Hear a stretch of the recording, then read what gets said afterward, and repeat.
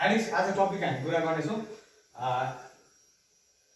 Addiction disease of drug and alcohol. पहिला सुरु हामीले के बुझ्नु पर्यो त भन्दाखेरि एडिक्सन भनेको के हो, डिजिज भनेको के हो हैन। अब डिजिज भन्ने बित्तिकै रोगको कुरा आयो हैन त, हो कि हैन भन्नु त, बोल्नु त सर हैन। रोगको कुरा आइसकेपछि कोसँग रिलेटेड भयो त भन्दा रोगीसँग हैन। हामीलाई के लाग्थ्यो त भन्दाखेरि पहिला सुरुमा उपचारमा आउनुभन्दा अगाडि एउटा दुर्व्यसन रोग हो भन्ने हामीलाई लाग्थ्यो त, लाग्थ्यो हैन। अब यहाँ आइसकेपछि के भयो त भन्दाखेरि हामीलाई एउटा रोगी, हामी चाहिँ एउटा रोगी हो, एउटा दुर्व्यसनको रोग। जुन रोग चाहिँ हामीसँग केसँग रिलेटेड छ त भन्दाखेरि भावनासँग, मनसँग हैन त। अब यो मन भावना भनेको हामीबाट कति बेला समाप्त हुन्छ त भन्दाखेरि जब हामी चितामा पुगिँदैन हैन, त्यो अवस्थासम्म हामीसँगै हुन्छ त्यो कुरा हैन त। भने यो डिजिज चाहिँ के रहेछ त भन्दाखेरि दीर्घकालीन लाइफ टर्मको डिजिज। अब एडिक्सनतिर लाग्यो।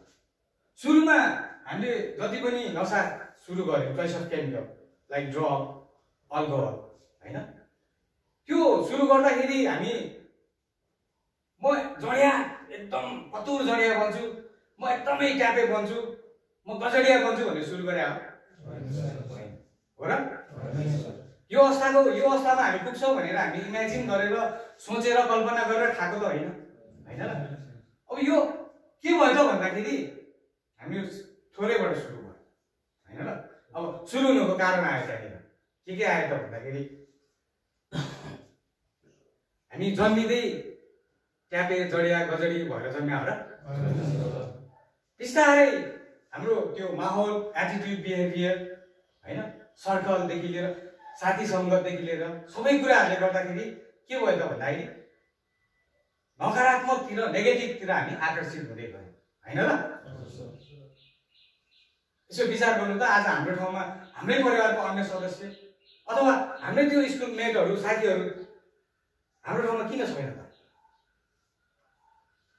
किन त भन्दाखेरि हामी एउटा रोगी भइसक्यौँ। हामीले त्यो मनलाई हामीले कन्ट्रोल गर्न सक्यौँ त? सक्यौँ, अनकन्ट्रोल हैन र। अनि के भयो त भन्दाखेरि सुरुमा चाहिँ सुरुवात हामीले चाहिँ हाम्रो दिमागमा के थियो त भन्दाखेरि खाएपछि मजा आउँछ हैन, आनन्द आउँछ, अथवा टेन्सन बिर्सिन्छ हैन, अथवा चाहिँ कस्तो हुन्छ रहेछ यसको टेस्ट, क्युरियोसिटी, इच्छा, रहरले खाइयो क्या हामीले हैन र। अनि अब यहाँनिर के मैले के कुरा गर्दैछु भने अब एडिक्सन र डिजिजको कुरा गर्दैछु है। अब रोगमा आउँछ। सुरुमा त हामी त्यो अवस्थामा पुग्छु भनेर हामीले कल्पना नि गरेको थियौँ हैन। अनि सुरुमा त्यो क्युरियोसिटी, रहर, साथी सङ्गत हैन, रमाइलो हाम्रो दिमागमा त्यो आयो त, यो खायो भने यस्तो हुन्छ भन्ने कुराहरू हामीले सुन्यौँ हैन। त्यो कुराहरूमा हामी के भयो त, आकर्षित हुँदै गयो हैन र। अनि मैले भनिसकेँ अगाडि नै भने कि हामी जन्मजात त्यो कुरा त थिएन हैन। हाम्रो एटिट्युड कस्तो थियो त भन्दाखेरि इमेजिन गर्नु न, हामी त्यो कल्पना, इमेजिन भन्नाले त्यो याद गर्नुहोस् त, फ्ल्यासब्याक गर्नु त। हामी पक्कै पनि क्लासको अबिडियन्ट एकदम होनहार स्टुडेन्ट त होइन होला पक्कै पनि हैन र। हामी कि लास्ट डेस्क बेन्चरहरू होला हैन र।